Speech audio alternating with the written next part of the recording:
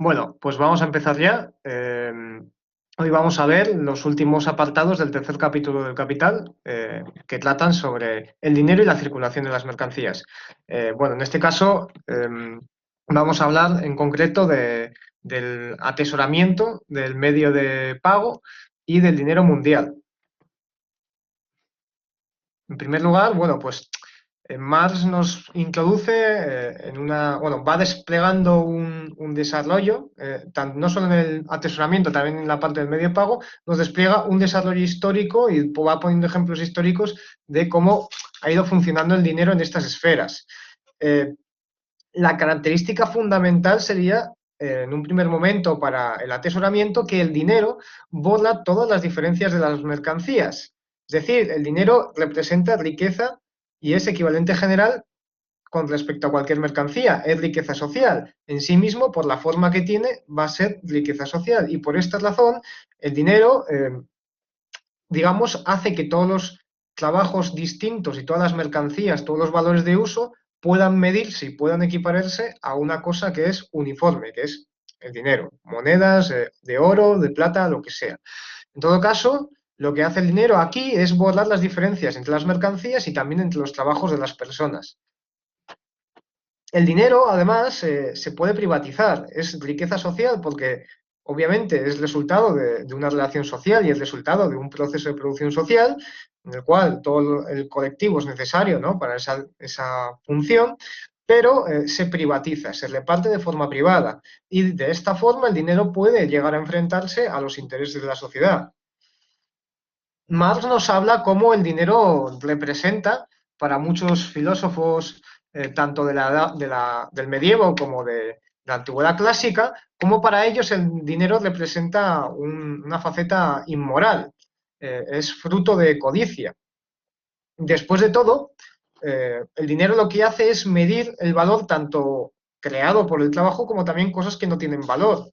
El dinero le pone un precio a todo, incluso a relaciones sociales. Un soborno no deja de ser ponerle precio a una relación social que no tiene que ver con la producción, sino que tiene que ver pues con, bueno, puede que tenga que ver con la producción, pero en sí mismo no es un proceso productivo. Entonces, un soborno representa un intento de medir y cuantificar lo que sería un favor, una relación social, pues que puede ser política o de negocios, pero no estaría relacionado como una inversión. Todo tiene un precio, la tierra, el arte, todo puede ser, digamos, valuado. Y es que el dinero representa o va a generar, la aparición del dinero va a acabar generando un incremento de la codicia.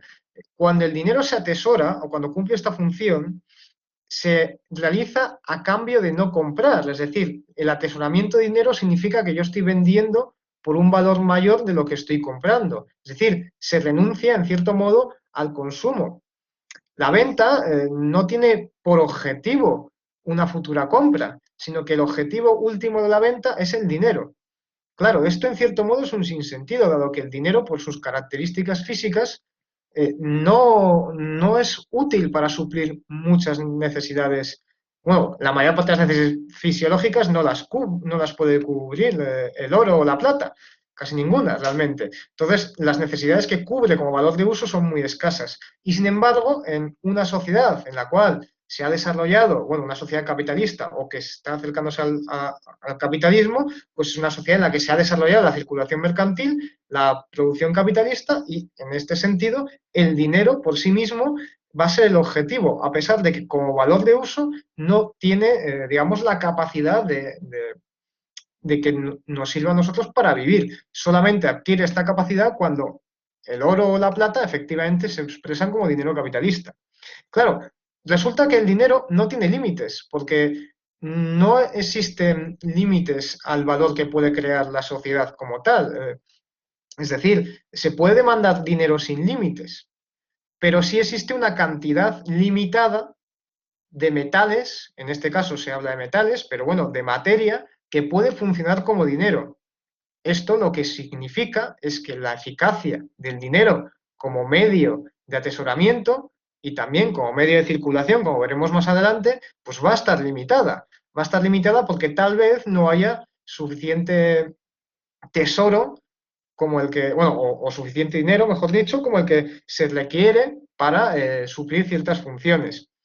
Es decir, aquí se indica que el dinero como relación social no tiene límites, no hay ninguna limitación, no se le ha puesto ningún límite, digamos, tangible o físico a la creación hipotética de dinero. Pero como el dinero es dinero mercancía, a pesar de que en su faceta social no tiene límites, sí los tiene en su faceta, vamos a decir, tangible o, sí, bueno, tangible o en el mundo, digamos, de lo físico, en un sentido vulgar de la palabra.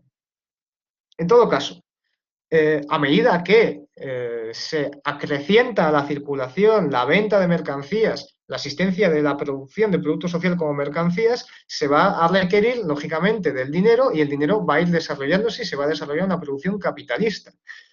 Y junto a este desarrollo de la producción capitalista, se producirá también un desarrollo paralelo de el mercado del oro y la plata como valores de uso, como bienes suntuarios. ¿Esto qué significa? Que en la medida en que está funcionando el dinero, ¿cómo decirlo? Está funcionando el dinero con signos de valor, es decir, con billetes, y la economía funciona correctamente y hay confianza y se realizan los pagos, no hay perturbaciones en el mercado, en la medida en que esto sucede así, pues parte de el oro y plata atesorados pueden ser vendidos o pueden ser distribuidos como valores de uso. En cambio, cuando se produce una situación, digamos, que perturba el mercado, en la cual escasea el dinero, el oro y la plata, entonces lo que va a suponer este mercado paralelo es una fuente de dinero para suplir esta necesidad. Es decir, se van a producir oscilaciones de forma constante y a razón del desarrollo de la producción capitalista, ¿no? Que se mueve de forma cíclica. A razón de este desarrollo se van a producir oscilaciones que van a hacer que la masa de oro y plata aumente como valores de uso y por lo tanto disminuya en su función de dinero, o por el contrario, aumente su función de dinero y de tesoro y por contra disminuya en forma de valores de uso. Bueno, los establecimientos de compro oro, todos sabemos que tuvieron un gran boom con la crisis de 2008, con la gran recesión. Esto no es casualidad, es precisamente el fenómeno que aquí nos está describiendo Marx, pues ejemplificado de una forma bastante peculiar, ¿no? Pues que se crean establecimientos que se dedican a comprar oro para su posterior reventa, es decir, con objetivo especulativo, pero también que servirían en cierto grado para revertir ese oro. No solamente en ese momento funcionan como ya dinero atesorado, porque se los plantean no como valores de uso, sino como el oro que contienen, sino que también se podría convertir, se podrían fundir esas joyas en lingotes y, por ejemplo, pasar a formar parte de las reservas de un banco. Bien, junto al papel de atesoramiento, bueno, por cierto, en relación a las reservas de los bancos, el capitalismo, bueno, los bancos capitalistas, nos dice Marx, tienen la tendencia a reducir al mínimo sus reservas de oro y plata. Es decir, existe una tendencia, dada la función precisamente de medio de pago, a que las reservas de los bancos tiendan a ser lo menores posibles. Y esto, bueno, pues está en relación con lo que veíamos antes de ese mercado suntuario que es como medio de atesoramiento. En todo caso, volviendo al medio de pago aquí, se nos explica de nuevo, pues, porque en todos estos apartados hay desarrollos históricos, se habla de cómo, bueno, pues la concentración de los pagos en un sitio crea la necesidad, o más bien la oportunidad, de que se creen instituciones y reglas que sirvan para que esos pagos se realicen de forma segura, ¿no? Y de una forma estandarizada. Los pagos, obviamente, son resultado de una compra y de una venta. Sin embargo, la compra puede anteceder con mucho tiempo a la venta. Es decir, yo puedo comprar una casa y no pagarla de inmediato, sino hipotecarme e ir pagándola a plazos. O puedo pedir un préstamo, comprar con ese préstamo un coche y el préstamo lo devolveré dentro de 6 meses, tal vez. Entonces, en ese sentido, lo que sucede, o lo que puede suceder, mejor dicho, es que los pagos sean aplazados, en el sentido de que yo puedo consumir la mercancía como valor de uso antes de que la mercancía se realice como tal en dinero. Claro, nos explica Marx que la figura del acreedor y del deudor van a surgir o surgen necesariamente de la del vendedor y del comprador, pero que estas son figuras que desaparecerán. No, este es un elemento interesante, no sé si realmente se refiere a que desaparecen en tanto que el vendedor hay un momento en el que deja de vender y el comprador un momento en el que deja de comprar y en ese sentido dejan de ser comprador y vendedor, o sino que tal vez se está refiriendo a una sociedad en la cual el dinero ya no funciona como funciona en el capitalismo y que ya no se realizan las relaciones sociales que son necesarias para reproducir la vida mediante compras y ventas. En todo caso, esto lo dejamos para debatir más adelante. Es decir, siguiendo lo anterior, la figura del acreedor y del deudor surgen de la del vendedor y del comprador. Surgen porque son formas en las cuales se ha separado, digamos, el consumo del producto de su realización en dinero. Y claro, lo que de esto también se deduce que porque existe la función de medio de pago en el dinero, surge también de esta la función, bueno, el dinero crédito, es decir, los créditos, la función de crédito con respecto al dinero.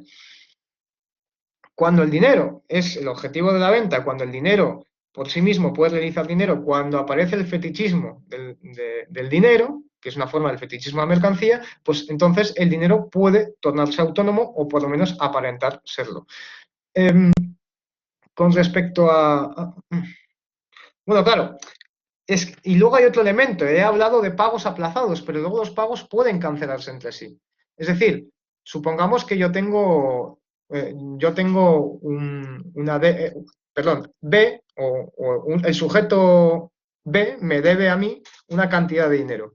Y al mismo tiempo, el sujeto C le debe a B otra cantidad de dinero.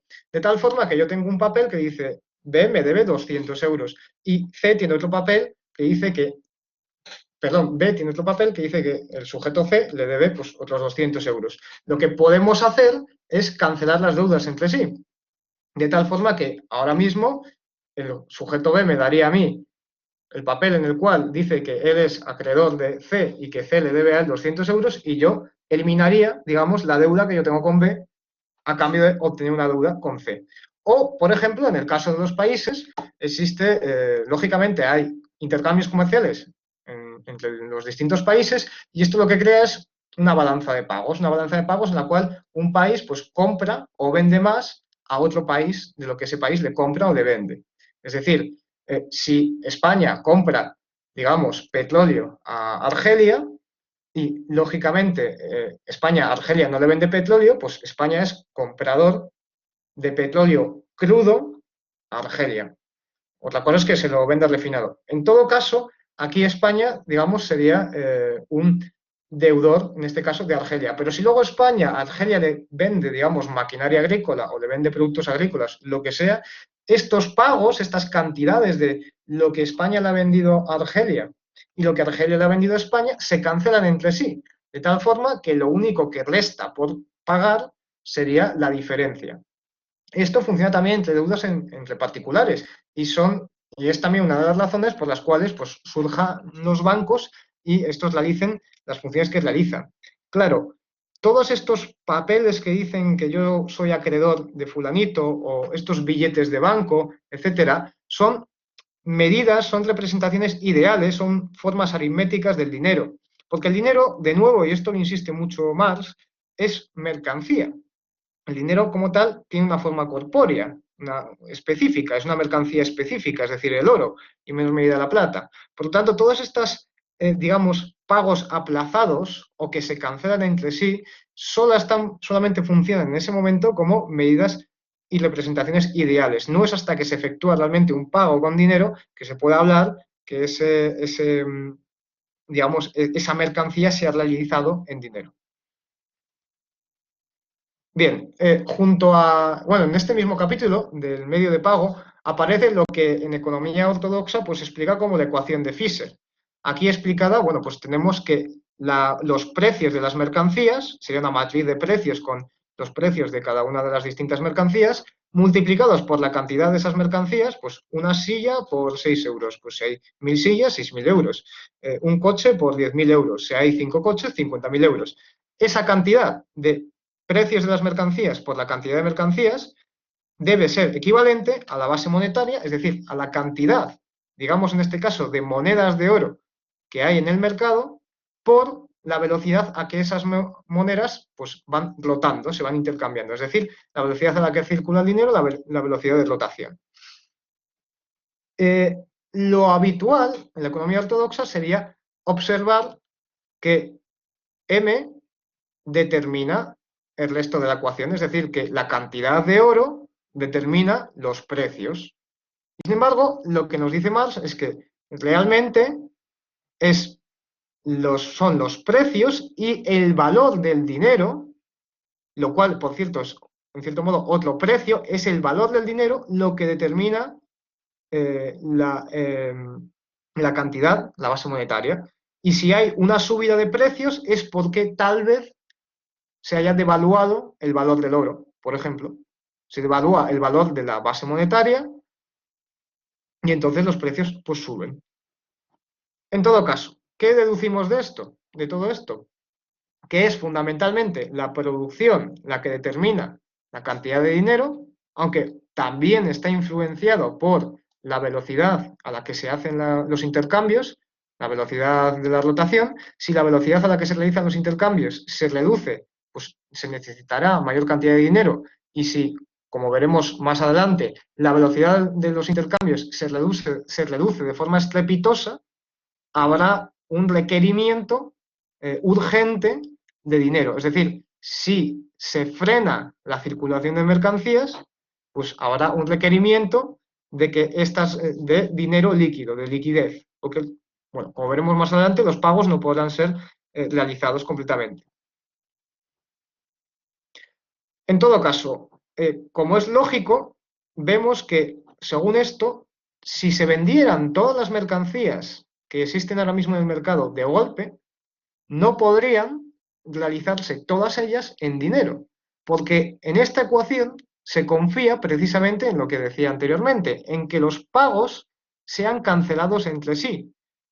Es decir, que una misma moneda pueda estar a lo largo del día en distintas manos y por lo tanto hacer la función para distintos pagos.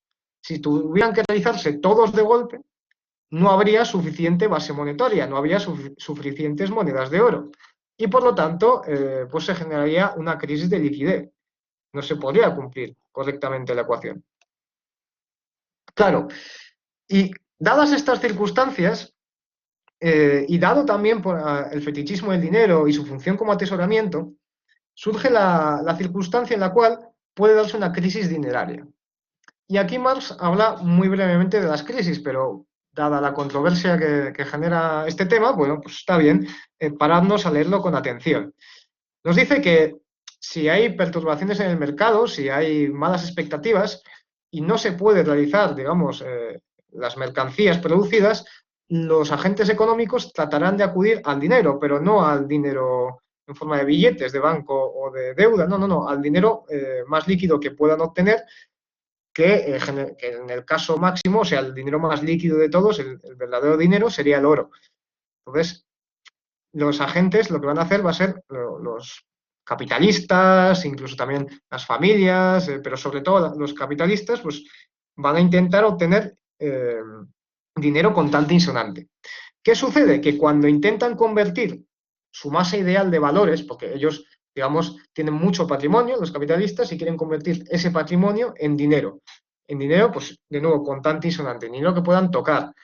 Cuando quieren convertir esa masa ideal de valores de la que ellos son poseedores, resulta que por las limitaciones que ya señalábamos antes, la cantidad de metal precioso existente, pues no puede realizarse. Hay una escasez de oro y plata. ¿Y esto qué supone? Que en un periodo de tiempo, digamos, bueno, sí, corto, un periodo corto de tiempo, las mercancías se van a desvalorizar frente a su forma de valor. Es decir, las mercancías van a perder valor frente a la mercancía dinero, frente al oro o la plata. La circulación no puede continuar porque, a pesar de que cuento con valores suficientes para, digamos, comprar algo, con lo que no cuento es con dinero como tal. Es decir, tengo valores, pero no tengo valores en su forma dineraria. Y por tanto no puedo comprar, porque no puedo pagarle a alguien en sillas, no puedo pagarle a alguien en petróleo, debo necesariamente pagar en dinero. Por lo tanto, bueno, pues esto lo que hace es que temporalmente aumenta el valor del oro y la plata, estos se hacen muy deseados y se genera una desvalorización de las mercancías, que es temporal. Es más, Marx indica que estas crisis dinerarias de las que él habla son un momento específico de las crisis de producción y comerciales, pero que junto a estas crisis dinerarias también denomina a otras como tal, dinerarias, y las indica que son crisis autónomas y que surgen por problemas con el capital dinerario, es decir, que son propias de la bolsa, las finanzas, etcétera, lo que a día de hoy conocemos como una crisis, o podríamos denominar una crisis financiera. Tal vez sirviera de ejemplo, no lo tengo claro, pero tal vez sirviera de ejemplo de la crisis financiera de las economías asiáticas de 1997. En todo caso, y llegando al apartado final, eh, nos dice Marx que de igual forma que existe una necesidad de dinero para la circulación interna, es decir, para los intercambios domésticos dentro de la nación, también existe un dinero que sea funcional para la circulación internacional, para la circulación externa.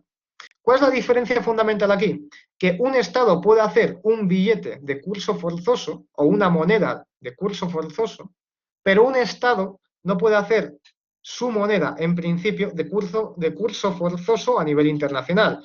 Es decir, a priori no es lógico o no tendría sentido que Suecia obligara al resto del mundo a utilizar el cobre y sus monedas de cobre como dinero mundial. O sea, no es lógico porque es una cuestión que no depende de Suecia, sino que depende del conjunto de los países, depende de su forma de ver el mundo y, bueno, fundamentalmente de su forma de interpretar la riqueza. Claro, ¿qué es lo que sucede aquí?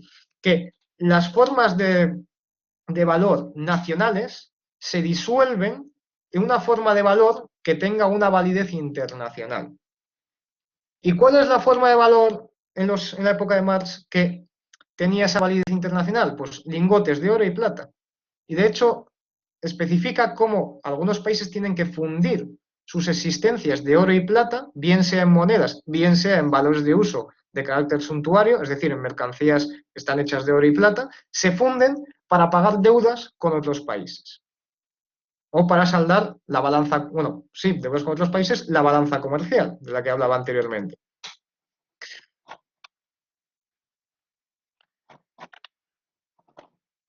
Bien, bueno, veo que Juancho ha comentado por el chat, luego retornamos a ello. Entonces, tenemos que el dinero mundial es una riqueza universal, porque si sirve a nivel internacional es que es también universal como medio de pago y como tesoro en todos los países. Es expresión y medida del trabajo abstracto, sin ningún tipo de paliativo, o sea, lo es directamente. Luego, hay que decir que la forma dineraria que es, de nuevo, la mercancía oro o la mercancía plata, se van a moldear a su concepto, que es el dinero. Solo el oro y la plata son dinero universal y la plata va a dejar de serlo. O al menos esto es lo que deducimos de la cita 108 bueno, de la edición del siglo XXI y también de la de Acal, que no recuerdo ahora en qué página está, un segundo.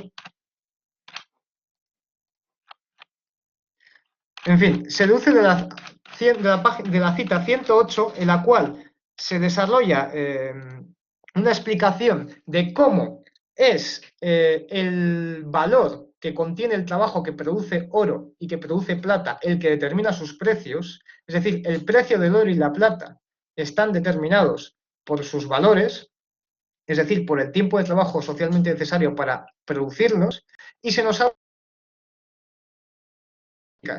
de extracción de oro han cambiado, cómo hay nuevos yacimientos y cómo esto, comparado con los nuevos yacimientos de plata y los nuevos usos que les está dando la plata, hacen que el oro se haya aumentado su valor con respecto a la plata.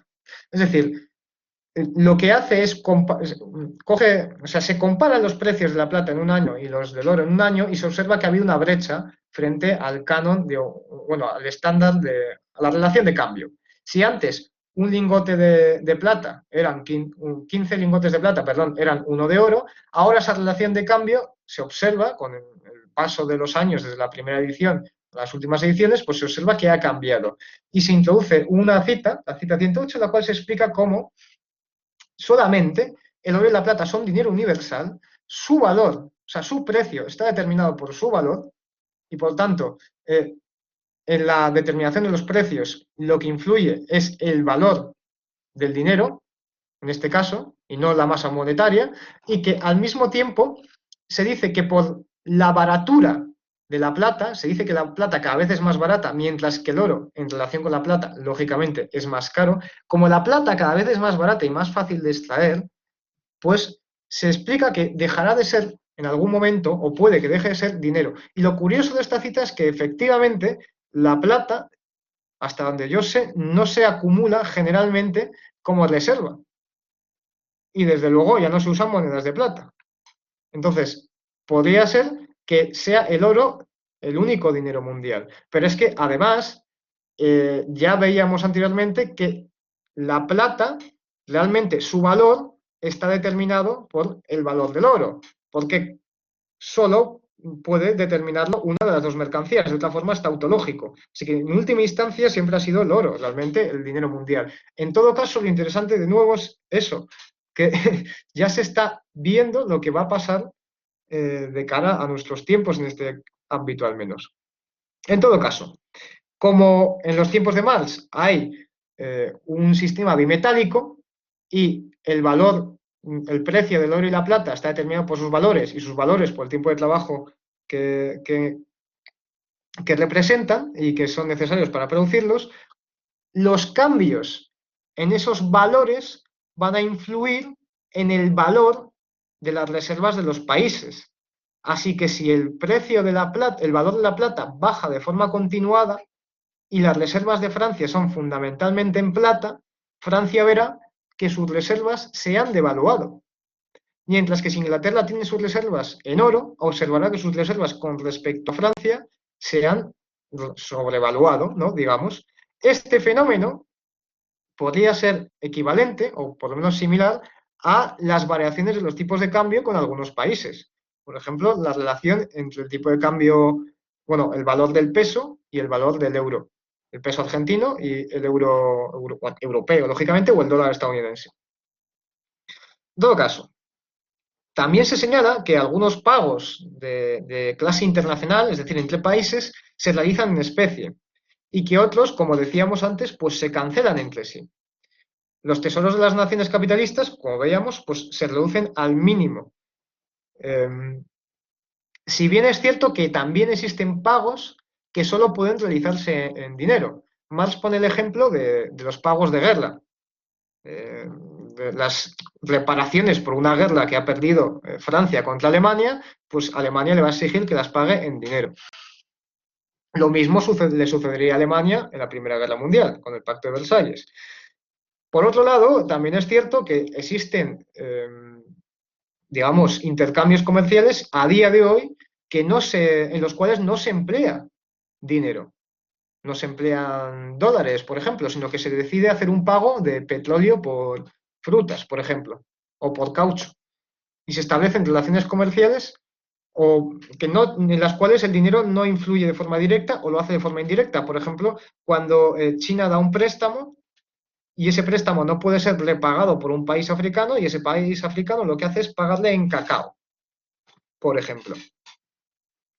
o todavía más característico, cuando China construye una presa en un país africano, de nuevo, porque es una faceta muy característica la ayuda al desarrollo que hace China en África y las inversiones en África, pues a veces no se pagan en dinero, sino que se pagan en especie. E incluso en ocasiones la propia ayuda que da China no se representa o no se representaría en dinero, sino que se representaría en la forma de un hospital o de una presa. Por lo tanto, vemos que en las relaciones internacionales existen a veces pagos que solo pueden ser realizados en dinero, pero también existen relaciones comerciales entre naciones que se realizan al margen del dinero. Y la razón por la cual se realizan al margen del dinero es porque, como veíamos antes, el dinero tiene una eficacia limitada porque las existencias de oro y plata también, o de un metal precioso o de cualquier mercancía que funcione como dinero, van a estar también limitadas. Por lo tanto, pues el interés de los bancos capitalistas es que sus reservas sean al mínimo, no tener la necesidad de depender de grandes tesoros y que los países que tienen dificultad de acceso a cierto tipo de, de formas de dinero, pues que puedan comerciar al margen de estas dificultades. Hasta aquí yo termino, digamos, lo que sería la presentación. Entonces, si tenéis alguna duda relacionada con esto, pues levantad la mano y la vamos resolviendo. Y si no, también podéis plantearlas por el chat, que ahora leeré lo que aquí se ha escrito.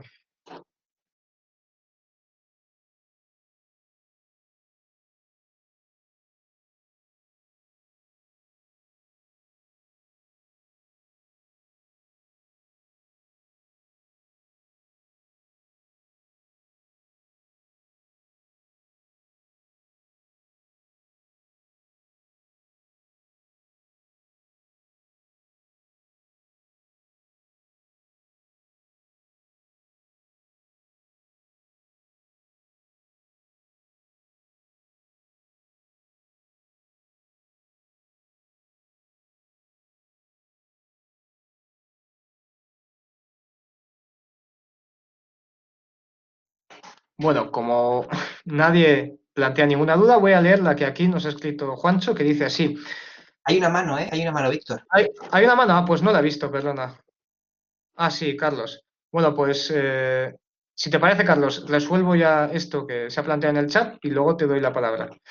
Bien, nos dice, en la página 136 aparece el siguiente párrafo. Los precios de las mercancías solo pueden aumentar de manera generalizada si se mantiene constante el valor del dinero y aumentan los valores de las mercancías.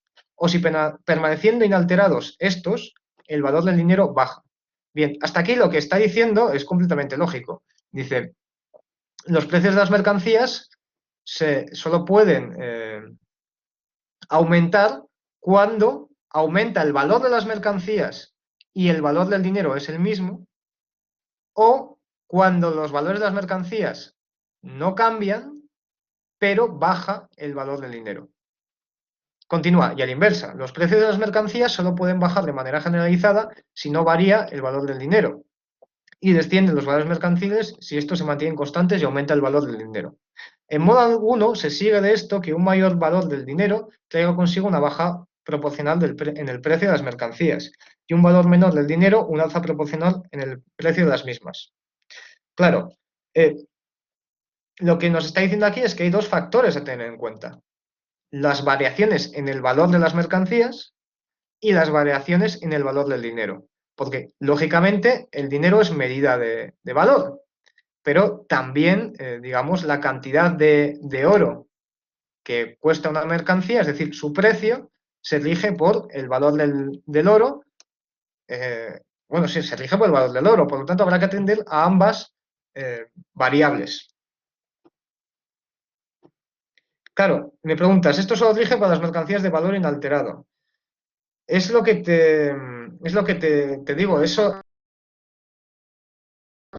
es un ceteribus paribus, es decir, si todo continúa igual, obviamente todo no continúa igual nunca, todo está en constante cambio y lo que se nos dice en el capital es que los valores de las mercancías oscilan con el tiempo, con las variaciones en la producción, en la capacidad de producir. la cita de Engels a 108 es maravillosa porque nos está hablando de cómo las variaciones de valor, realidades técnicas de producción, que implican mayor o menor tiempo de trabajo socialmente necesario, y también nos habla de cómo esto pues, afecta al valor del dinero y cómo puede hacer que la plata deje de ser dinero. Entonces, no hay mercancía cuyo valor sea inalterado si pasa suficiente tiempo. Esto es un ejemplo. Y lo que nos viene a decir es que hay que atender a dos factores, el valor del dinero y el valor de las mercancías. Si en este caso, pues baja el valor del dinero, es decir, se encuentran nuevos yacimientos y cuya explotación es más sencilla, pues baja el valor del dinero existente y en tanto que baja, se valorizan las mercancías. Pero si al mismo tiempo que baja el valor del dinero, digamos que se descubre también yacimientos petrolíferos que son fácilmente explotables y baja de esta forma el valor del petróleo, si la bajada del valor del dinero y la bajada del valor del petróleo es idéntica, pues su relación de cambio seguirá siendo la misma. Los demás precios mercantiles aumentarán, pero la relación de intercambio entre oro y petróleo seguirá siendo la misma porque han bajado proporcionalmente igual. Y esto lo puedes hacer con otros ejemplos. Al alza, uno sube y otro baja, etcétera. Bien, creo que ha quedado claro, si no me lo dices. Carlos, por favor, plantéanos tu pregunta. Muy bien, gracias. Vamos a ver si me puedo explicar con esto que es tan complejo para mí, como un mortal común y corriente. Y tiene que ver con esto de que, por ejemplo, en la página 162 dice que, voy a cortar el párrafo, el acrecentamiento del caudal de oro y plata equivale a un acrecentamiento del valor. Entonces vamos a ver, si según yo entiendo que el aumento de la cantidad del oro equivale a un aumento de su valor, es decir, del trabajo, aparentemente del trabajo que contiene la extracción del oro. Pero digamos, el aumento de la cantidad de oro no tendría que dar supuestamente ese resultado porque puede ser que no sea así. Digamos, el aumento del oro podría ser porque se extrae de forma más fácil. Perdona, Entonces, Carlos, que te corte. ¿Me puedes indicar exactamente dónde has leído o qué dice exactamente el párrafo? O sea, has dicho página 6.2 162. dice: a juicio del poseedor de mercancías bárbaramente simple e incluso de un campesino de Europa Occidental, el valor es inseparable de la forma de valor. Y por tanto, el acrecentamiento del caudal de oro y plata equivale a un acrecentamiento del valor. Pero digamos, si el aumento de la cantidad de oro no podría ser porque costó menos la extracción. Entonces tiene menos valor. No, eso no me queda claro. No sé qué pensás. A ver, una cuestión es que el aumento de las asistencias de oro no cambie el valor de los precios, es decir, que el hecho de que haya más oro o plata no tienen las mercancías, pero eso nada tiene que ver con lo que aquí estamos viendo, que nos está diciendo, pues lógicamente, como el valor es inseparable. Y esto, por cierto, bueno, se podría llegar a cuestionar, creo yo, pero bueno, que el valor es inseparable de la forma de valor. Por forma de valor estamos hablando de dinero, oro o plata. Un incremento del oro y la plata, es decir, un incremento de la forma de valor, equivale a un incremento del valor. Claro, esto es así. Supongamos que como decía antes, ¿no? Pues en el siglo XIX se descubren bastantes yacimientos de oro en Estados Unidos. Y estos yacimientos se explotan, y se explotan de una forma que encima, pues, realmente no está rebajando el valor bueno, que se explotan. Todo el oro que se saca de esas minas, de esas explotaciones mineras, es valor. Es realmente el trabajo socialmente necesario que contiene ese oro, pues, es decir, el trabajo socialmente necesario que costó ese oro en su producción.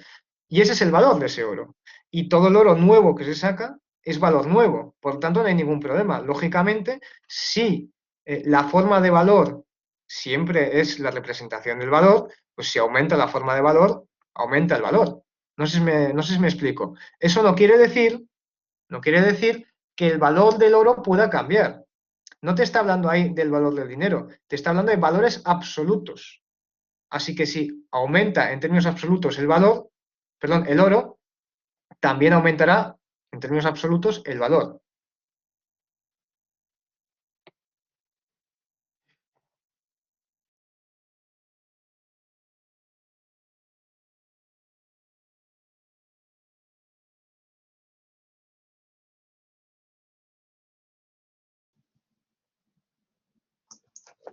Pero bueno, y perdonad, y como se dice aquí, realmente el valor no existe siempre en forma de valor. Es decir, si tú sacas más oro de un yacimiento, lógicamente ese oro es un mayor valor, pero lo es porque es fruto del trabajo. No siempre el valor se representa como en forma dineraria. Y de hecho, fíjate en todo el párrafo y verás que es precisamente a eso a lo que se está refiriendo. Partiendo de la falsa premisa de que el valor es inseparable de la forma de valor, un acrecentamiento del valor, o sea, partiendo de esa falsa premisa, lo que a continuación se dice es cierto, o sea, lo que a continuación se dice es cierto de todas formas, pero, bueno, y no sí, lo es de cualquier manera, pero el valor no siempre se expresa en oro. E incluso, como se ve con la revolución de precios del siglo XVII, con los descubrimientos de oro en América, de oro y plata, lo que sucede es que sí, que ciertamente aumenta la cantidad de oro y plata y por ello aumenta la cantidad de valor, pero como se reduce el tiempo de trabajo socialmente necesario para producir ese oro y esa plata, el valor del oro y la plata disminuyen. De nuevo, no se trata aquí de que el oro y la plata sean valor, sino de que son la expresión adecuada, si se quiere, del valor en forma dineraria. No sé si queda esto claro. Si es así, le paso la palabra a Jorge y luego a David.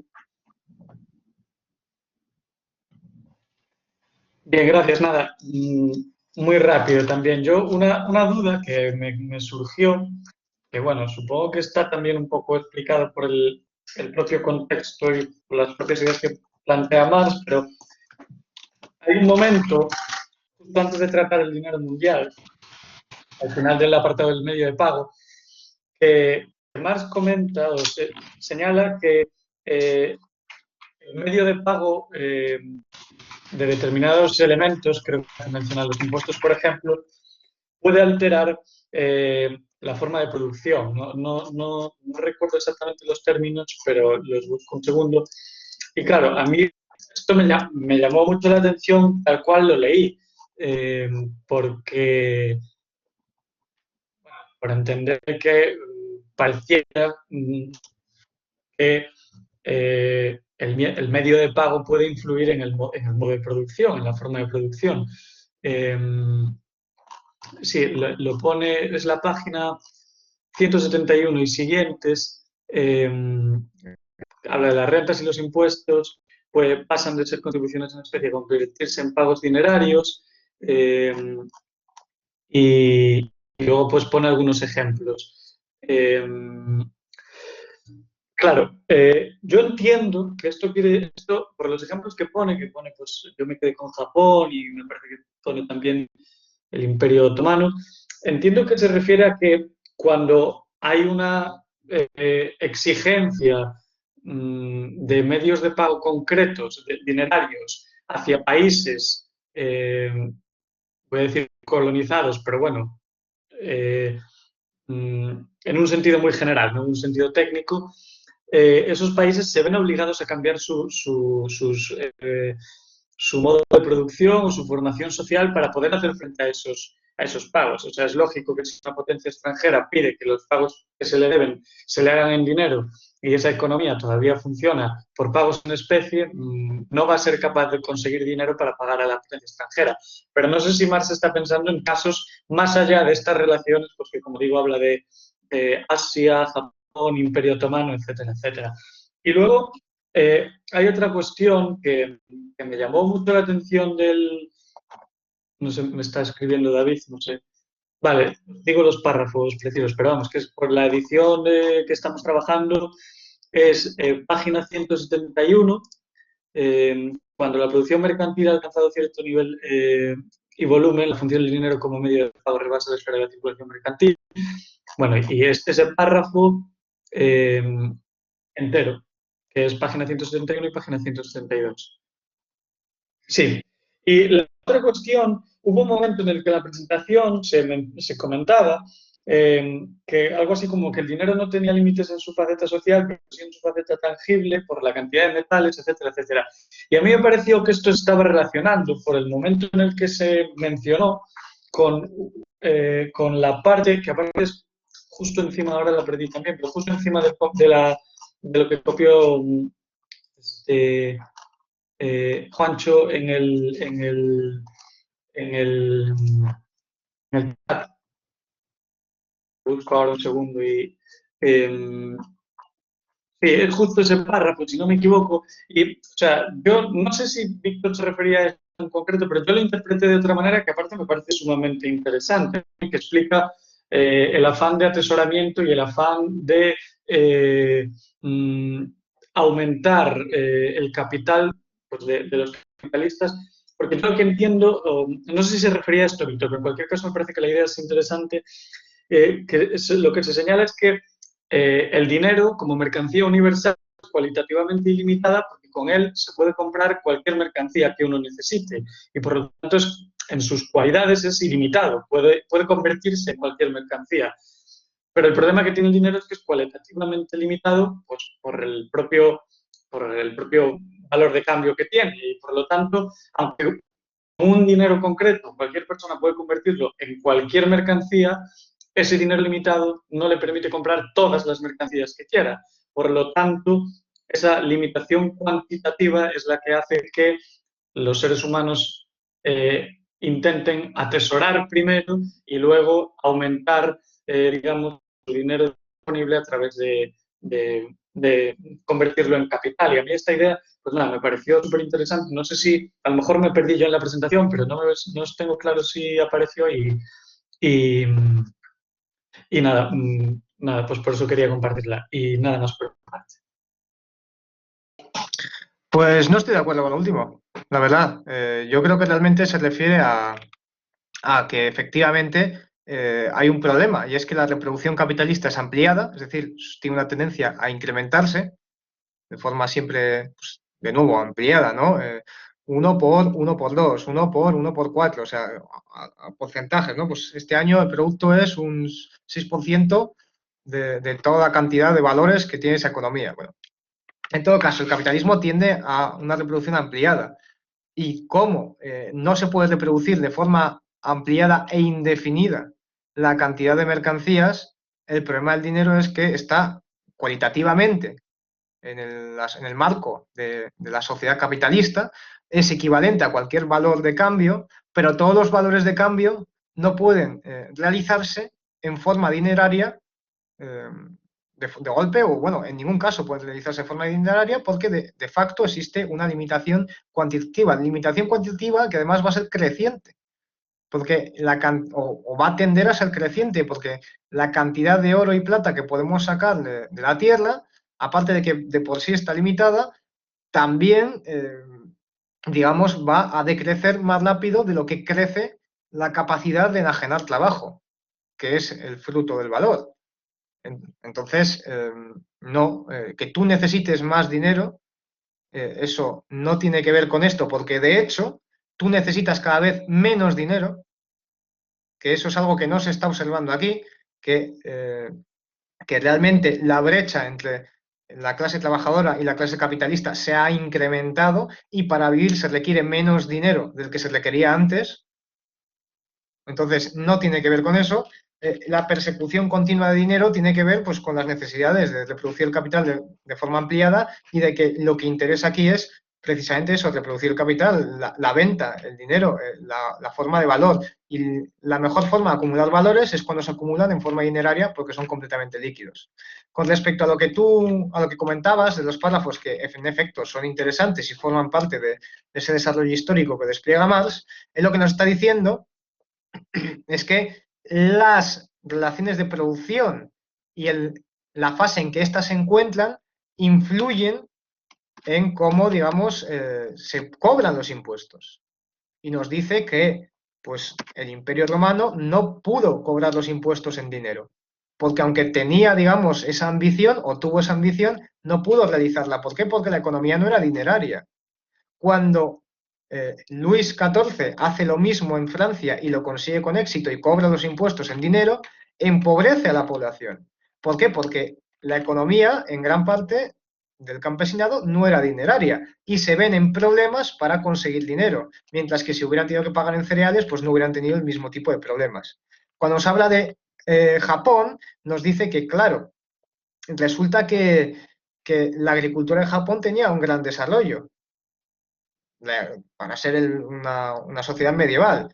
Pero si tú metes, digamos, de forma exógena la obligación de realizar esos pagos en dinero, es decir, tú obligas a la gente a pagar en dinero, lo que vas a hacer va a ser perjudicar a aquellos que no estaban moviendo cantidades de dinero, que no tenían dinero acumulado, ¿no? Pues en efecto, esto puede perjudicar o va a perjudicar a la agricultura de ese país, pero a quien no va a perjudicar va a ser a sus banqueros. Figura que ya existía en el Japón medieval. Entonces, claro, esto hay que cogerlo, hay que entenderlo apropiadamente. Que, por cierto, al final no fue lo que pasó con Japón, de todas formas, o no que yo sepa. Pero sí, en efecto, es cierto que, de nuevo, las condiciones en que se produce son muy relevantes para las formas en que el Estado, digamos, se expresa, gobierna y en este caso, cobra los impuestos y las rentas. Y como la circulación mercantil pues, no se ha desarrollado, pues en ese caso todavía no era posible. Cuando se va desarrollando se hace posible, pero se hace posible de nuevo con un coste. ¿Un coste para quién? Para aquellos que no son poseedores de dinero, que vienen de viejas relaciones y que no pueden aprovecharse de las nuevas. Y bueno, por ejemplo, una cosa muy interesante que dice es que las fechas de los cobros de los impuestos, por ejemplo, pueden depender del cambio de las estaciones. Cambio de las estaciones que va a ser importante según lo que se cultive y según en qué hemisferio y en qué zona climática estés y en qué... Sí. Entonces, igual, porque, o sea, si China planta arroz y Japón planta arroz, mientras que Europa planta trigo, fundamentalmente van a tener fechas diferentes en las que se recoge el producto al que se dedica la mayor parte de las horas de trabajo de esa sociedad feudal. Entonces, eso va a ser fundamental para estructurar el Estado y decir, pues vamos a cobrar los impuestos y las rentas justamente después de la cosecha. No más tarde para que no se escape nada, ni se pierda nada y podamos cobrar al máximo, pero tampoco antes, porque igual lo que hacemos es impedir que se realicen futuras cosechas, porque dejamos sin grano, por ejemplo. Por ponerte un ejemplo, ¿no? de la importancia que eso tiene. No sé si con esto quedáis conformes. David tenía levantada la mano, así que David, adelante. Va, gracias. Yo quería responder otras cosas, o dar otra opinión sobre la pregunta de Carlos y la de Jorge. De la cuestión que ha comentado Carlos, yo creo, Carlos, que lo primero que habría que hacer es situar la frase en el párrafo, ¿no? El párrafo, o sea, es la sección, que es la del atesoramiento. Más está explicando el atesoramiento, por qué la gente acumula. Y nos acaba de explicar la diferencia entre la riqueza material y la riqueza social. Y claro, sabemos que la acumulación de oro implica esa acumulación directa de riqueza social, porque le estás acumulando por lo que te permite ulteriormente cambiar, ¿no? Por todas las mercancías que puede llegar a traer en un futuro. Y mientras tanto la atesoras. Entonces, lo que está haciendo es explicar cómo esto se da. Y la frase, has visto que empieza con lo de a juicio del poseedor de mercancías bárbaramente simple, o el campesino de Europa. Se está presuponiendo sujetos que no tienen nociones de lo que aquí se nos está explicando a nosotros. Entonces, a juicio de esta gente, si tú tienes más oro, tienes más valor. Y lo que dice después es la parte de verdad que tiene esta aseveración. Dice, sin duda, lo que acaba de explicar, el valor del dinero varía, sea consecuencia de su propio cambio de valor o sea porque se altera el valor de las mercancías. Eso es lo que acaba de explicar y por eso dice sin duda. Y luego añade pero. El pero ese es para explicar el lado racional de esta idea del poseedor bárbaramente simple o de campesino de Europa. Claro, si tú tienes 200 onzas de oro y tienes 400, si tienes 400 tendrás el doble de valor.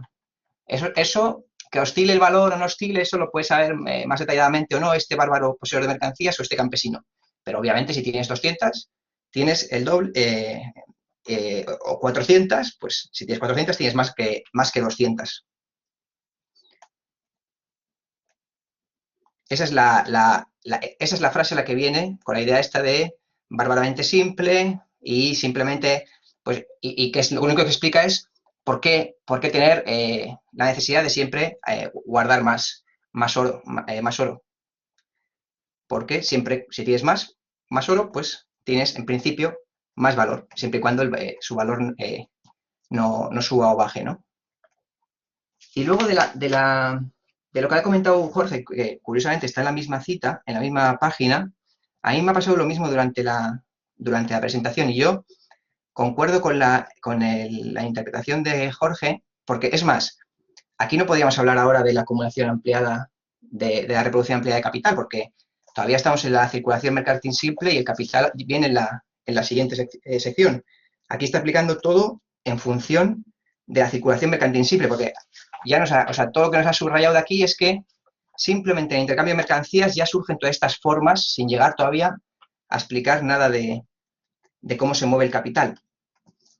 Y se está simplemente explicando, de nuevo aquí, porque es parte de lo mismo que el anterior, por qué está la necesidad de atesorar siempre. Y entonces tú tienes siempre que atesorar porque cualitativamente el dinero te puede dar cualquier cosa, el dinero te da acceso a cualquier mercancía, pero siempre ese dinero siempre está cuantitativamente limitado, no tienes todo el dinero del mundo. Siempre, si tienes más, pues puedes conseguir todavía más cosas. Entonces, como cuantitativamente todo el dinero que tengas, todo tu gigantesco tesoro, solo permite X millones de cosas, conseguir X millones de mercancías, pero como cuanto más tengas, más mercancías podías conseguir, de eso deviene la contradicción entre estos límites cuantitativos y la condición cualitativamente ilimitada del dinero, incita una y otra vez al atesorador a reemprender ese trabajo de Sísifo que es la acumulación. Entonces yo, en mi opinión, esta es lo que está diciendo Aymars. Y luego lo que dices, Jorge, del capítulo de la página 71 y 171 y 172, curiosamente, o sea, la cosa no es justo que el dinero transforme a la sociedad, sino cómo no se puede remontar una sociedad a una forma de circulación, a una forma de intercambio, a un medio de intercambio que no corresponde con su organización socioeconómica, ¿no?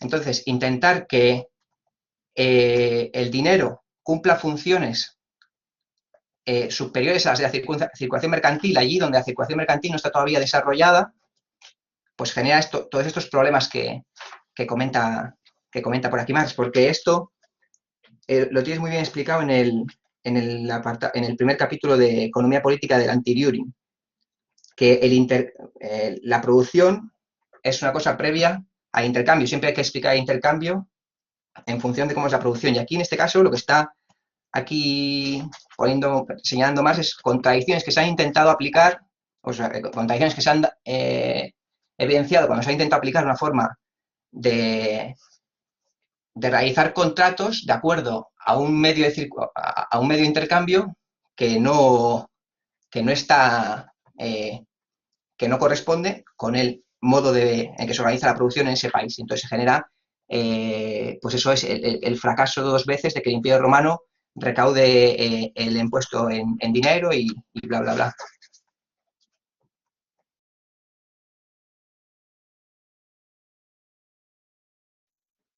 Sigo sin estar de acuerdo con lo que decís de la página 162 y en cierto modo, a ver, algo encierra, algo algo, en cierto punto estáis en lo cierto. Quiero decir, cualitativamente o por su forma, el dinero carece de límites. Eso también nos está diciendo la explicación por la cual el atesorador en parte le emprende ese trabajo de Sísifo.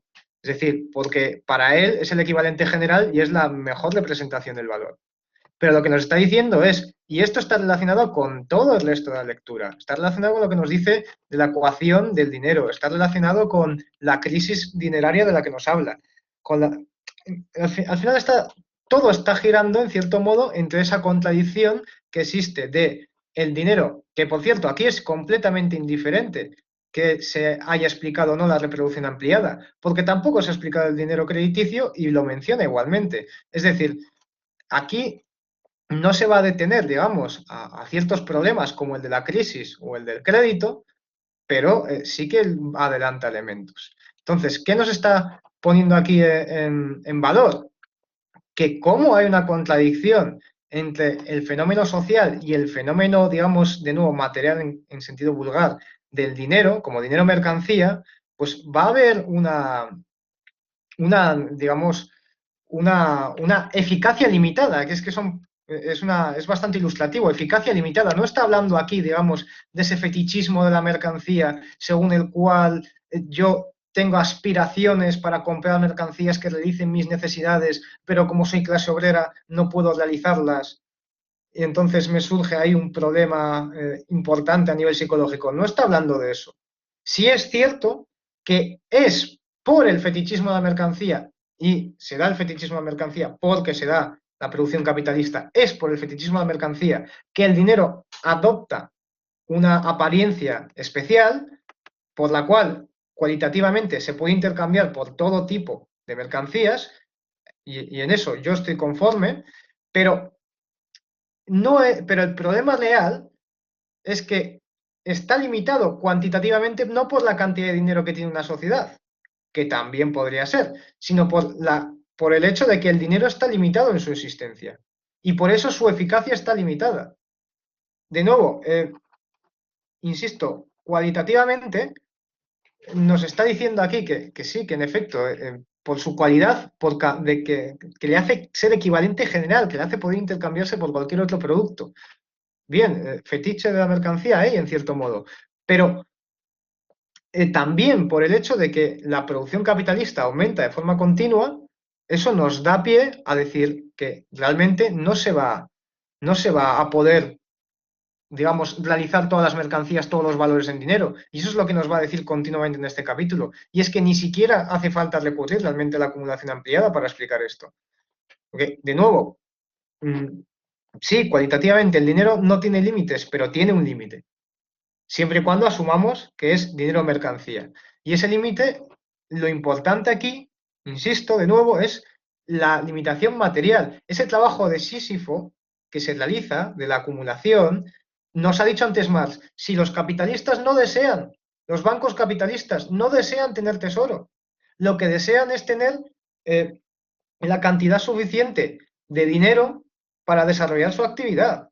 Pero como el dinero que está parado es dinero muerto, no funciona. Entonces, el capitalista no acumula dinero porque desea acumular dinero, no por su característica cualitativa, en ese sentido puedo intercambiarlo, sino que lo acumula para sus necesidades productivas. Y es cuando esa acumulación en forma de tesoro no es capaz de suplir las necesidades de la circulación, que sale a reducir esa eficacia limitada, que sale a reducir esa imposibilidad de continuar la acumulación. Entonces, claro, el trabajo de Sísifo es, en efecto, atesorar cierta cantidad de dinero y tratar de, sobre todo, atesorar trabajo ajeno. Y cuando escasea el dinero, pues todavía es más importante, ¿no? Digamos, esa tarea de convertir. Yo realmente no veo cómo encaja lo que planteáis con todo el resto del texto. O sea, no lo veo. Nada.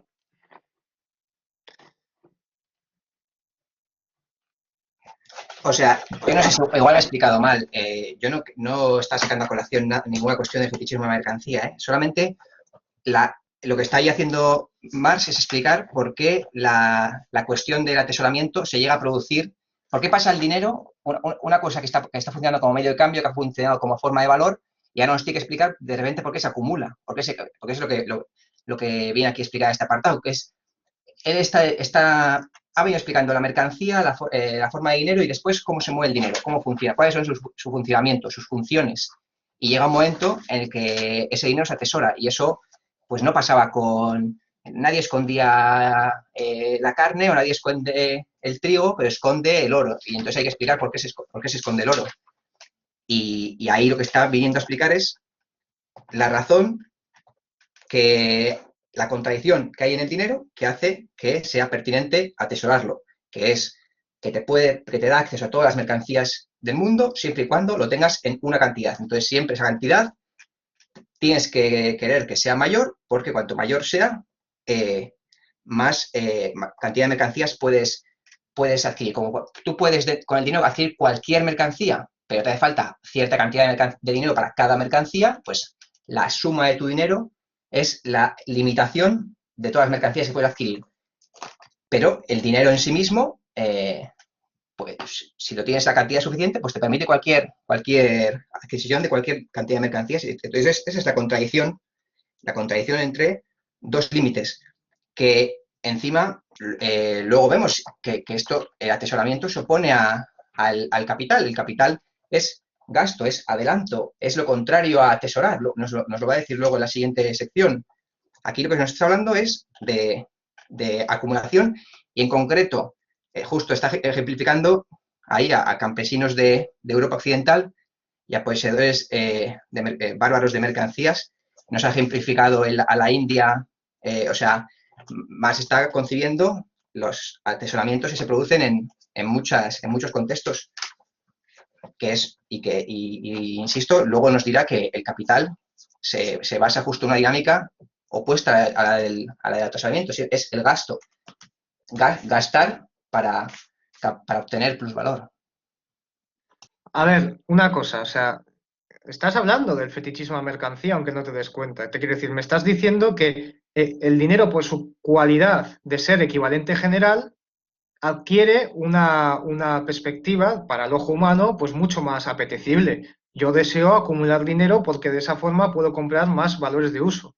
Bien, es que eso es el fetichismo a mercancía, la realización de tus necesidades humanas, tanto físicas como psicológicas, a través de relaciones capitalistas, a través de relaciones dinerarias, a través de tu venta de fuerza de trabajo, etc., etc., etc., y con todo lo que ello implica.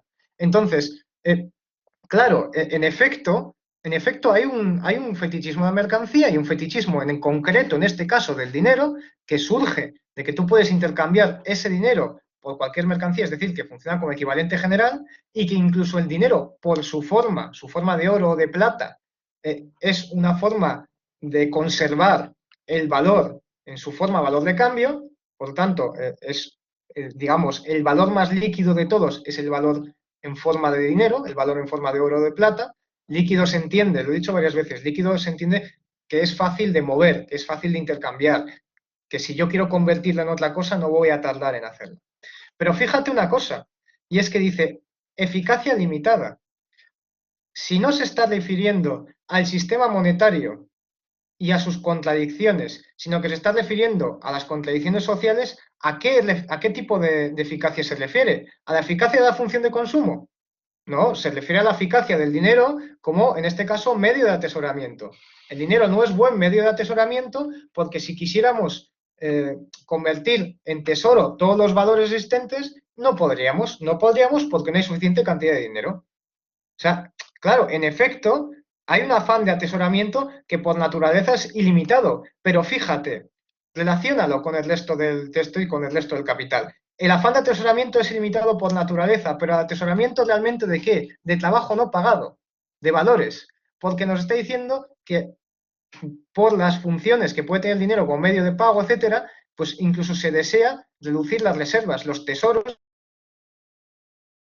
Claro que había antes del capitalismo atesoramiento y tesoros, Claro que el dinero se escondía, que el oro se escondía. Y es precisamente porque el dinero ya funcionaba como tesoro y ya se escondía que el Imperio Romano desea cobrar esas rentas en oro. Entonces, eh, yo, a ver, entiendo que hay cierta lógica y en cierto modo es así. Efectivamente, aquí se está diciendo que el dinero, por su característica equivalente general, es objetivo del ser humano. De hecho, habla, bueno, del ser humano en las condiciones de producción capitalistas. Y nos dice cómo, pues, mm, habla en estos apartados precisamente de cómo evoluciona la codicia, de cómo se opone en cierto modo esta búsqueda de la crematística frente, o sea, del dinero frente a los intereses de la sociedad, cómo puede privatizar. En efecto, hay ahí nos está diciendo que hay eso, un fetichismo de la mercancía, un pensar que el oro, que el dinero es algo más de lo que realmente es a nivel, digamos, físico de nuevo en un sentido vulgar, ¿no? De lo que yo puedo hacer con el oro. Pues yo puedo hacer una corona o un anillo, pero puedo hacer un superconductor para llevar la electricidad de la manera más eficiente posible. Pero no, el oro no se emplea para eso, se emplea como reserva fundamentalmente. Entonces, yo creo que va por ahí. Hombre, es cierto, ¿no? Que que cualitativamente se refiere pues, a lo que vosotros decís, ¿no? A la función social, digamos, que cumple, o en el imaginario que cumple el dinero. Pero es que también, cualitativamente, el dinero no tiene límites. Es decir, las necesidades de dinero de la sociedad capitalista no tienen límites. En cambio, las existencias de oro y plata sí los tienen. Entonces, claro que la necesidad de oro y plata, de dinero de la sociedad, no tiene límites porque hay un afán de búsqueda de dinero.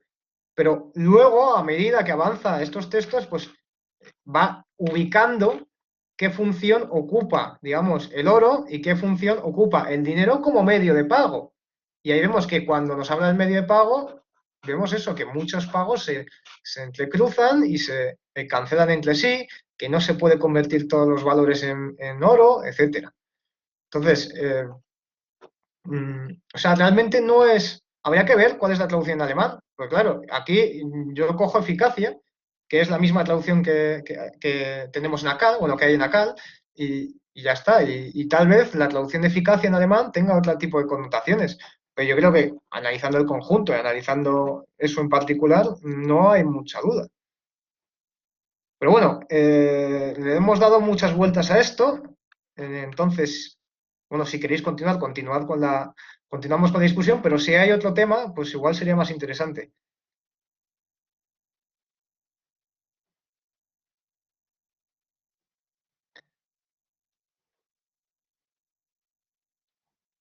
Pues mira, dice David, el dinero sí tiene límites, los precios de las mercancías a realizar. Bueno, pues incluso te podría decir que eso es falso, porque la representación ideal, aritmética del dinero, cuando se dio la gran recesión, era muy superior al dinero que realmente existía.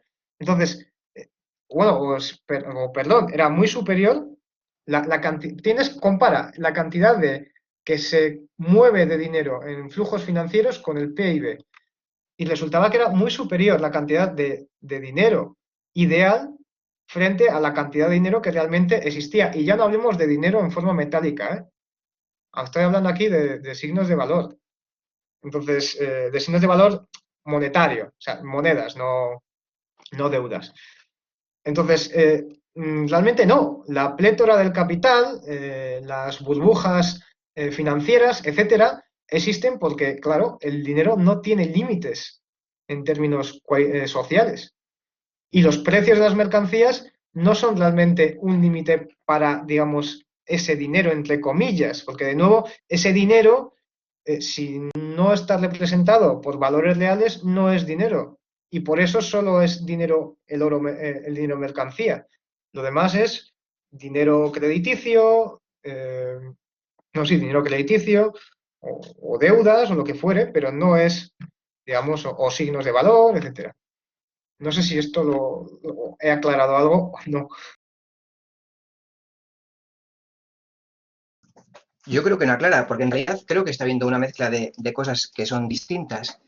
Primero, o sea, los procesos, las funciones del dinero no son fetichismo de la mercancía. El dinero tiene una función por las condiciones objetivas en las que se desarrolla en la producción mercantil y en el intercambio mercantil. Entonces desarrolla unas funciones. Y una de ellas es la de ser medio de cambio, etcétera, etcétera.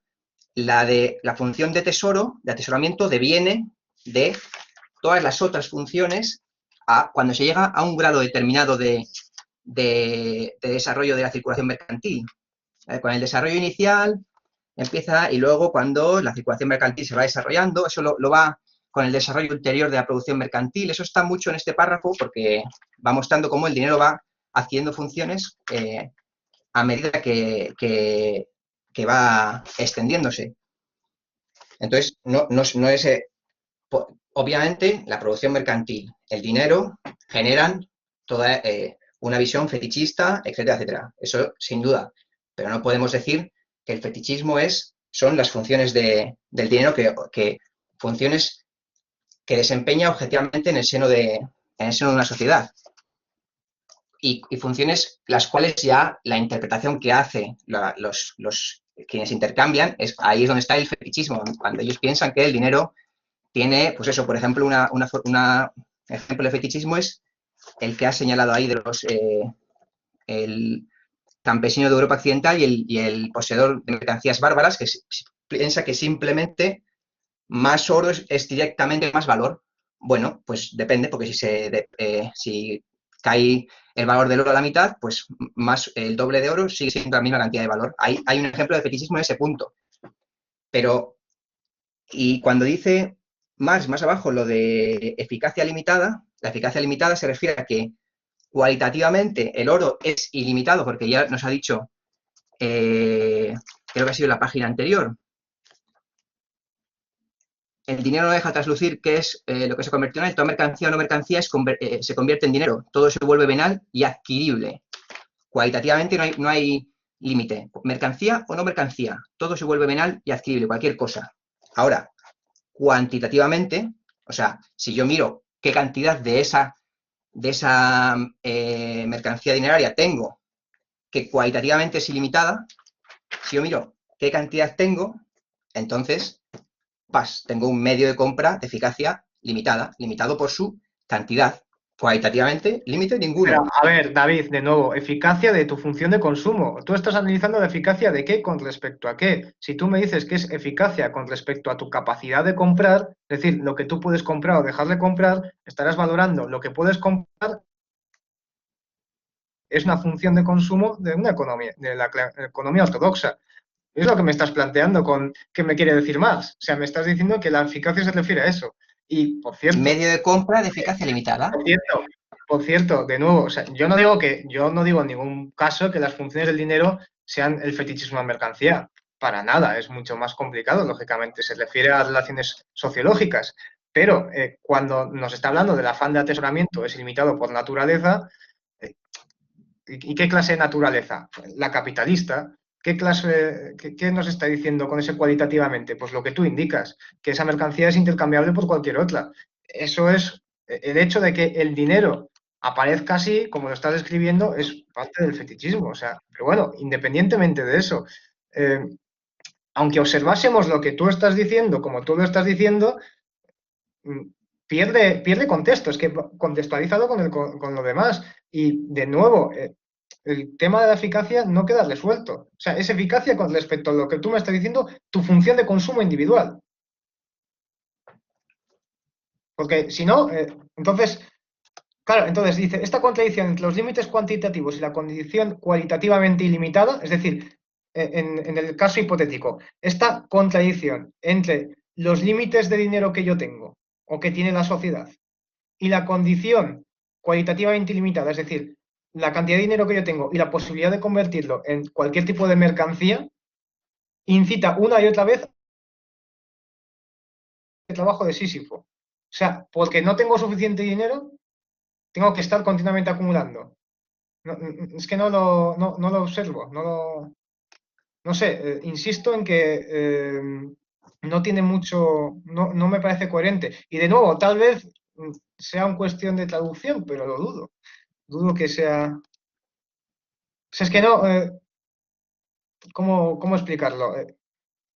O sea, cuantitativamente, ¿qué está limitando? La eficacia del sistema monetario, la eficacia del metal para ejercer la función social de dinero. Nos ha hablado de que el oro tiene muchas condiciones positivas para ejercer como dinero, pero también hay una contradicción ahí, y es que lo hace ilimitado. Y esa necesidad atesoradora se va a ver, ¿cómo decirlo? Se va a expresar de forma mucho más violenta, mucho más urgente, cuando precisamente hay, digamos, una contradicción mayor entre el dinero digamos, cuando hay una crisis dineraria, vaya, cuando la cantidad de dinero contante y sonante escasea. Vamos, y, y no sé, yo creo que nos estamos repitiendo ya un poco ambos, tal vez no, pero vaya, si nadie tiene otro debate, igual lo podríamos dejar aquí o bueno, o continuar.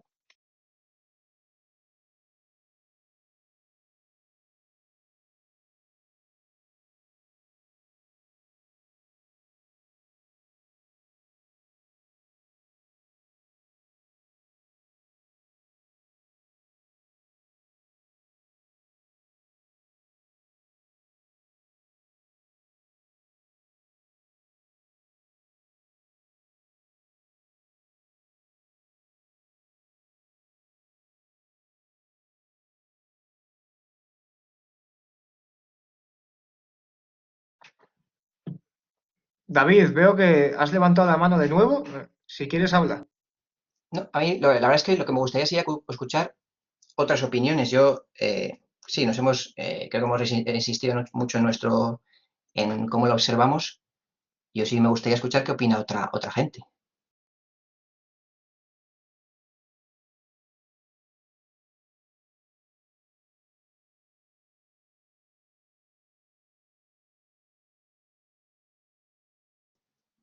Joaquín, ¿estás ahí también? Joaquín, bueno, Jorge también ha dicho su punto de vista. No sé, Esti, Carlos, Juancho, toda la gente que está por aquí, tendréis una idea.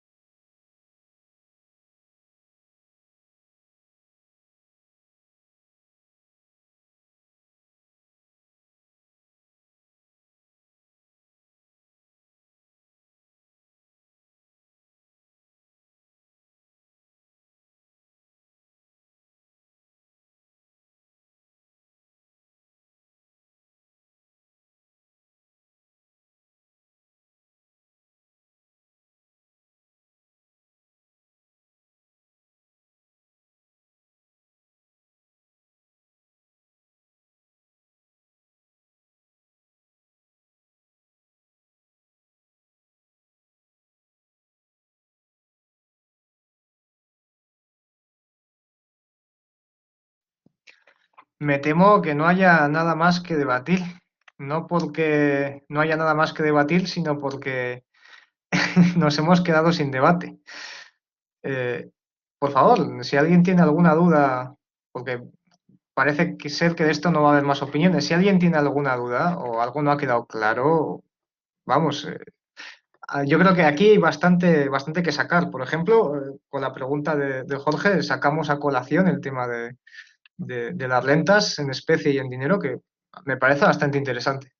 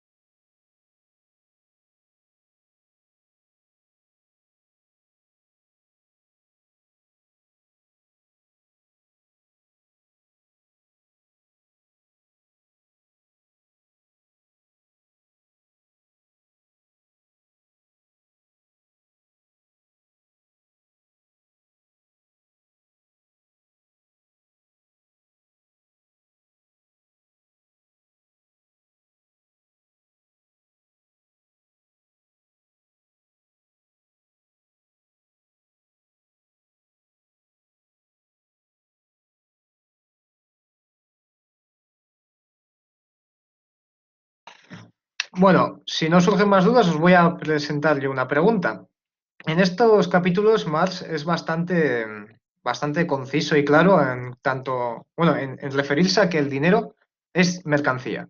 Y de hecho, como se ve, incluso esclarece que el dinero mercancía es más bien oro que plata, o fundamentalmente es oro. Bien, partiendo de esto, ¿a alguien se le ocurre con lo que hemos visto aquí de la balanza comercial, de cómo los pagos se cancelan entre sí, cómo se sostendría la idea de que el dólar, por ejemplo, es dinero mundial? ¿Sería el dólar dinero mundial cuando el dólar no es un metal precioso?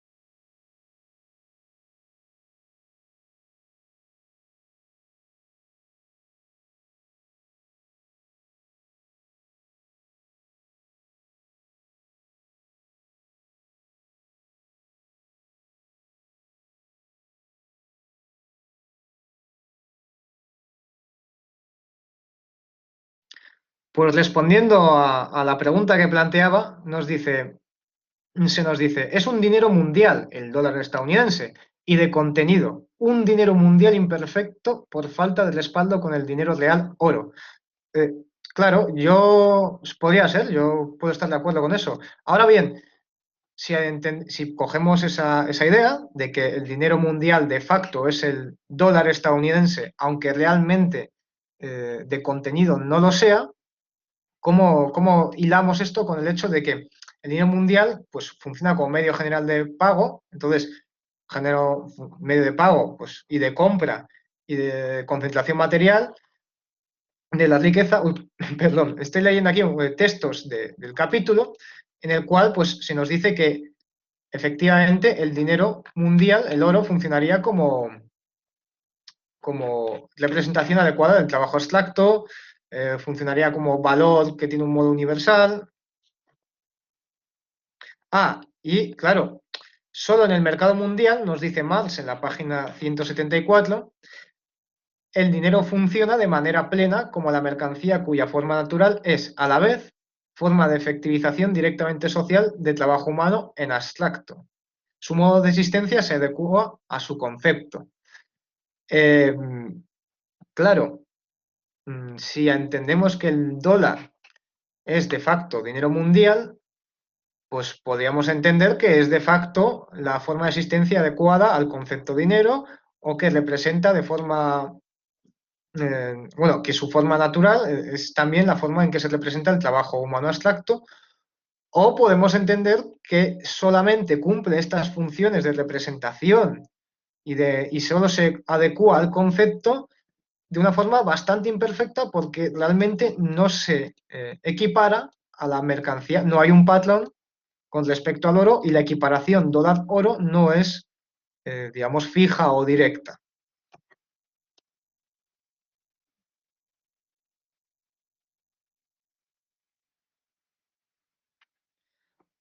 Nos dice Juancho que, claro, que el dólar, en parte, bueno, el dólar podría ser dinero mundial porque está respaldado por una economía potente, en efecto.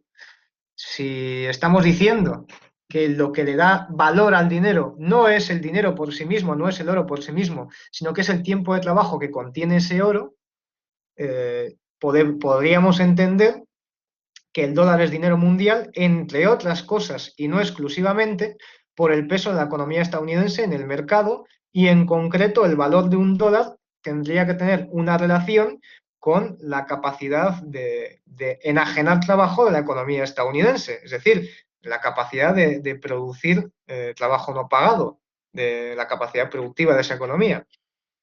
Entonces, claro, una economía potente, seguro, será aquella que tenga, sería necesario que una economía potente, pues quiero decir, el dinero mundial seguro que va a estar en manos de una economía potente y si una moneda tiene que hacer la función de facto de dinero mundial, insisto, una moneda y no oro, si lo va a hacer una moneda, tiene que ser la moneda de un país importante.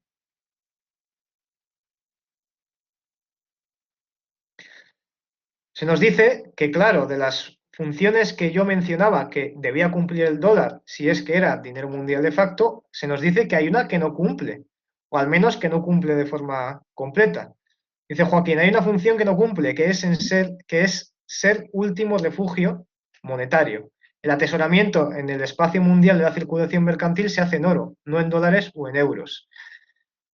Si bien es cierto que las reservas de los bancos centrales, de bancos privados, pues pueden darse en títulos de deuda denominada en dólares o en euros, etcétera, es cierto que el último refugio, claro, es el oro.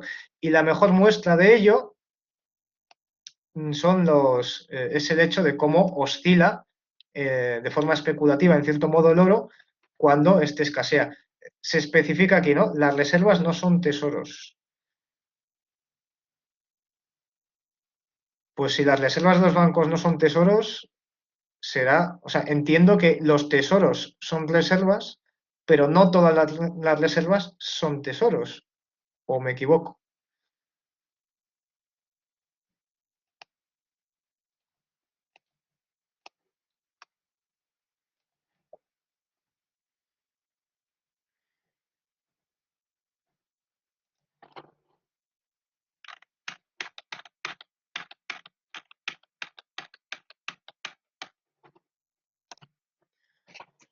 Por cierto, un segundo, una cosa que no he mencionado y es importante del concepto del atesoramiento y del tesoro, el dinero cuando se queda en forma dineraria, es decir, el valor de una mercancía cuando se transforma en dinero y permanece en ese dinero, es una forma de mantener vivo el valor de la mercancía más allá de la existencia de la mercancía. Es una forma de cristalizarlo. Si ese dinero además pues, se guarda y no se emplea, pues con más razón es una cristalización perpetua del valor de la mercancía. Nada, David, perdona, que te he cortado. No, solo por contribuir al debate, diría que la mejor forma de seguirle la pista a esto sería seguir una pista, para hacer la investigación, seguirle la pista histórica. Porque, bueno, aquí vemos que todo esto que nos va comentando Marx tiene que ver en todo momento con cierto desarrollo y profundización también del intercambio.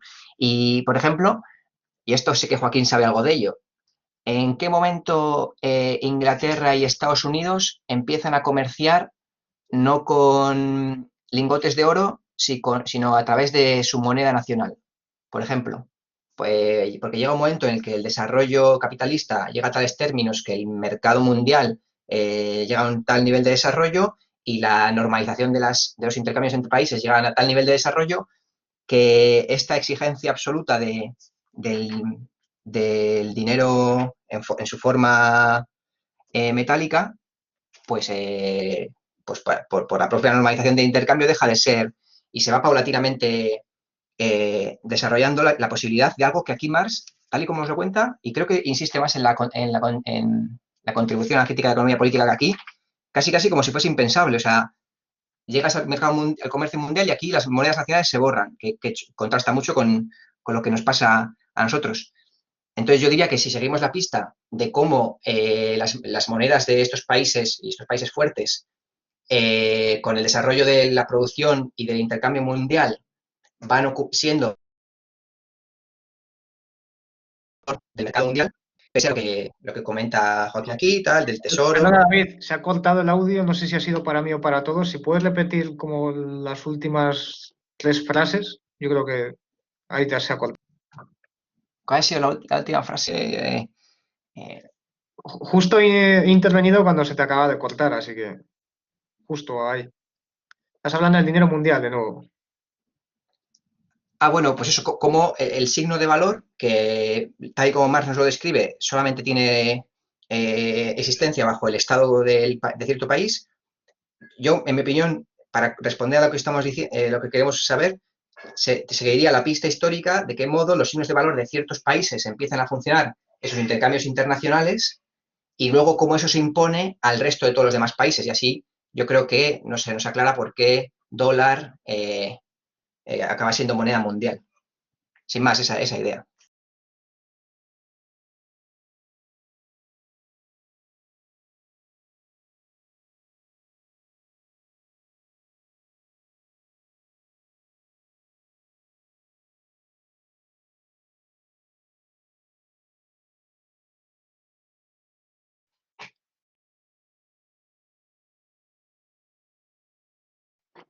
Comentaba Joaquín que eso es el patrón de cambio libra-oro, imagino que en referencia a lo que tú hablabas. Dice, se usa papel emitido por la Citi para saldar pagos entre cualquier otro par de países, la década de los 70 del siglo XIX.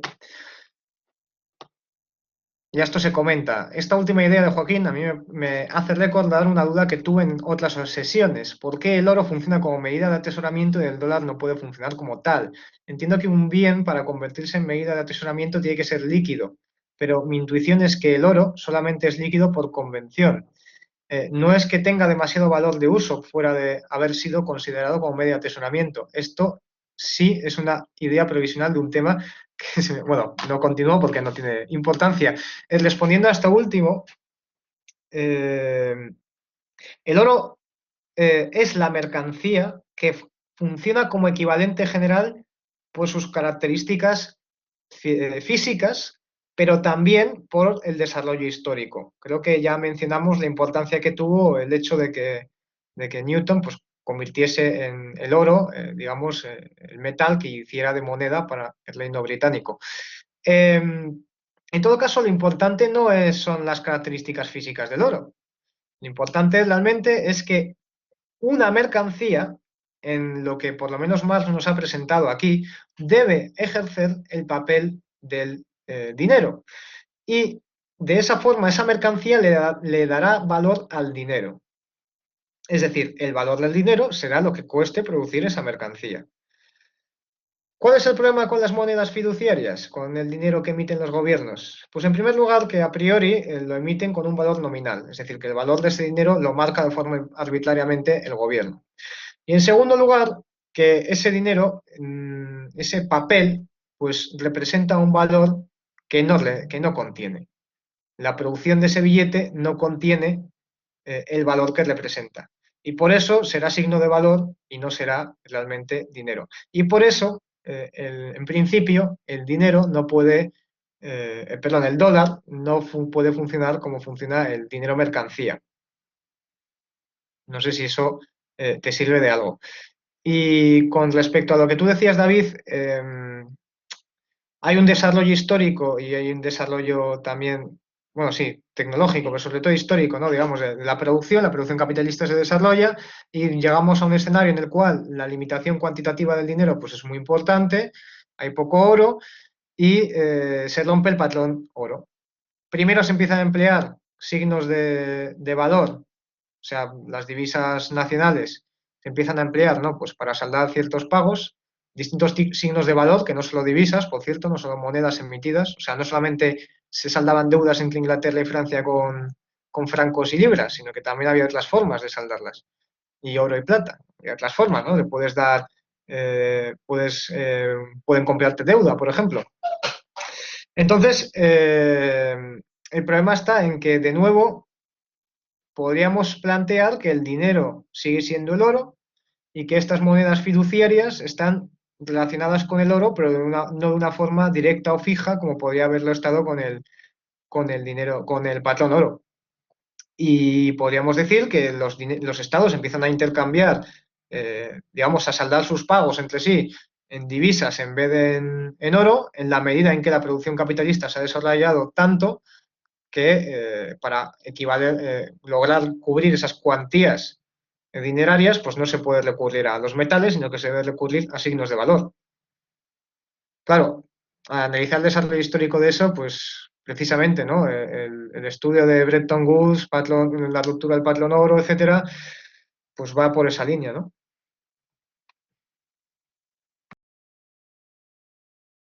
Pero hasta la ruptura del patrón oro de los años 70 no había, antes ya había intercambio con dólares, ¿no?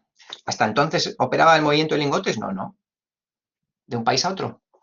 Sí y no. A ver, seguramente Joaquín nos lo pudiera aclarar, pero sí, te quiero decir, los pagos efectivamente se realizaban con signos de valor, pero cuando había que saldar los pagos, porque tú podías pedir que tus dólares se intercambiasen por oro, cuando tú querías realmente esa cuantía de dinero en oro, podías pedirlo, porque había un patrón oro y había una convertibilidad asegurada. Otra cosa es que la transferencia de lingotes fuese el medio más habitual de saldar deudas entre países. Pues no, en aquellos tiempos no. Ya antes de aquello, pues empleaban dólares emitidos fuera de Estados Unidos, los eurodólares. Es decir, un banco emitía un préstamo en dólares cuando igual ese banco ni tenía los dólares ni el oro, pero lo emitía en dólares, tú realizabas tu función productiva y le devolvías al banco dólares. Lo que te quiero decir es que, en efecto, ya en aquellos años hay muchos pagos que a nivel internacional pues no se realizan con lingotes. Pero es que incluso de antes, la cuestión es cómo ha ido evolucionando, ¿no? Porque cada vez menos los lingotes se han empleado para saldar estos pagos. Y si ya, cuando ya no hay convertibilidad, cuando ya el dólar no puedes convertirlo en lingotes de oro, pues todavía menos. Entonces, pero aún así, con la convertibilidad asegurada, en principio tú podías, y seguramente si hiciera, convertir tus dólares en lingotes de oro y te los tenían que entregar.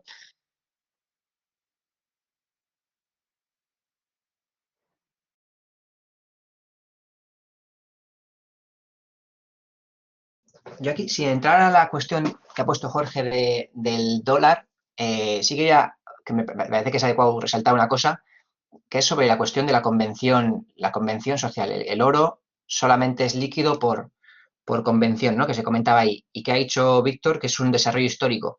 Yo creo que ahí, Jorge, o sea, eso sí nos conviene insistir, o sea, todo lo que has puesto, Marx, implica que el oro llega a ocupar la función que ocupa, no por un acuerdo de nadie ni porque a alguien le parezca bien, sino porque se impone por el desarrollo de la producción mercantil y del intercambio de mercancías. Y en ese desarrollo histórico surge el dinero.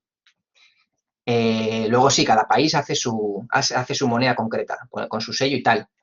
Pero, quiero decir, no pensar que bajo la idea de convención social, hoy puede ser una cosa, mañana otra. Pues se puede hacer mañana otra si se trastocan lo suficiente las condiciones de producción y de cambio, o si hay un cataclismo o una revolución socialista mundial, pero es una convención social desarrollada históricamente sobre las relaciones de producción y cambio de las sociedades, y eso es el núcleo duro, ya sabemos, ¿no? La base real de toda sociedad, ¿no? Las relaciones de producción, bla, bla. Entonces, cuidado con esto de pensar que como es convención social, en cualquier momento, bajo cualquier circunstancia puede cambiar, sino que se ha construido históricamente sobre unos pilares muy firmes. Mientras esos pilares sigan firmes, seguirá así.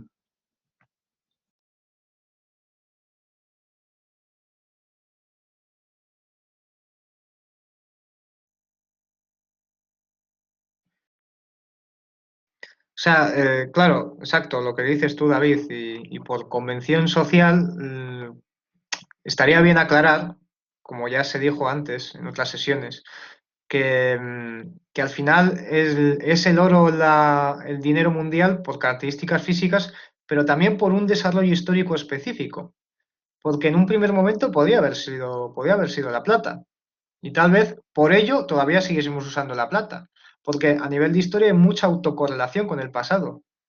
Entonces, las acciones del pasado influyen mucho en nuestro presente. Y en ese sentido, el hecho de que el país que tuvo mayor dominio mundial en el momento en que se extiende el capitalismo, que era el Reino Unido, y que además otros países anglosajones o países que se adhirieron a sus estándares, pues empleasen el oro como dinero internacional, digamos que en ese sentido, pues dio el resultado que tenemos a día de hoy, que todavía el oro sea dinero internacional. Y lo seguirá siendo mientras que la psicología de esta sociedad sea la misma. Y por psicología de la sociedad no me refiero exclusivamente a lo que piensen los individuos, es que también tenemos a instituciones internacionales que tienen ¿cómo decirlo?, que establecen un precio del oro, tenemos industrias que se dedican a la producción de oro, y oro que no va a tener un fin como valor de uso, sino que va a tener un fin como dinero.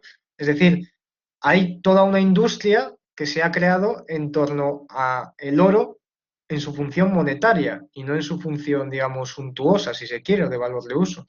Entonces, por ahí observar que también en cierto modo podríamos decir que es tradición. Y no es una tradición cualquiera, porque de nuevo es una tradición que se ha impuesto por un desarrollo específico de la historia, que bien podía haber sido diferente el desarrollo histórico.